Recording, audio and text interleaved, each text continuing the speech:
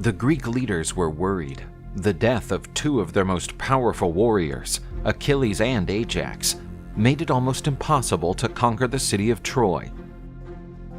Although they had weakened their opponents, something beyond their comprehension prevented the Achaeans from overcoming the Trojan wall.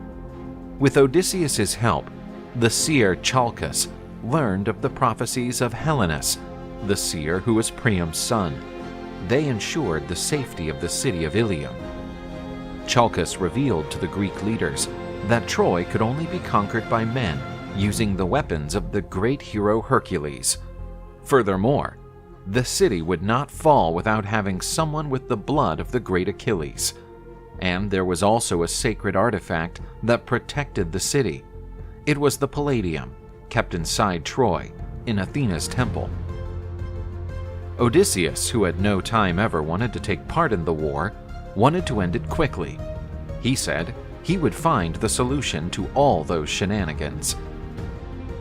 The king of Ithaca headed in his ship to King Lycomedes' palace, the same place where he had found Achilles, hidden among the king's daughters.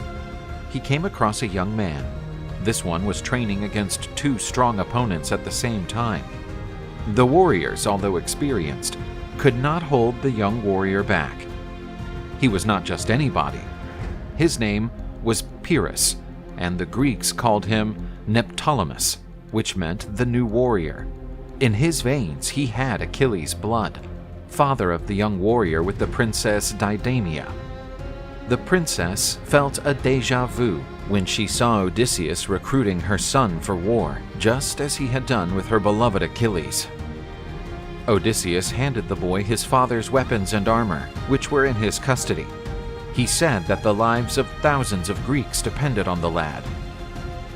Pyrrhus would not allow his father's sacrifice to be in vain and agreed to accompany Odysseus to Troy. Meanwhile, a new reinforcement had arrived to help the Trojans.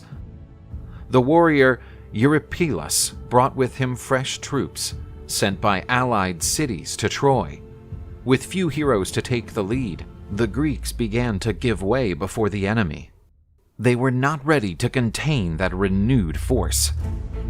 Suddenly, the Trojans and allies halted their advance. They couldn't believe their eyes. Achilles seemed to have returned from the dead. Pyrrhus, who was wearing his father's armor, let out a powerful battle cry. The enemies began to flee, fearing death. But Eurypylus tried to stop the flight, saying that they were fleeing from a child wearing his father's robes. Eurypylus advanced against Neoptolemus, who did not hesitate to face him. The young Pyrrhus leaped on his enemy. With one perfect blow, he struck Eurypylus lethally. The witnesses to that scene had no doubt. Pyrrhus was the son of the glorious Achilles. With Neoptolemus's arrival, the morale of the Greek warriors improved. The Trojans hid behind the walls again. Pyrrhus had a triumphant debut on the battlefields once dominated by his late father. The Greeks now carried a new warrior on their shoulders, celebrating victory. The first hurdle had been cleared.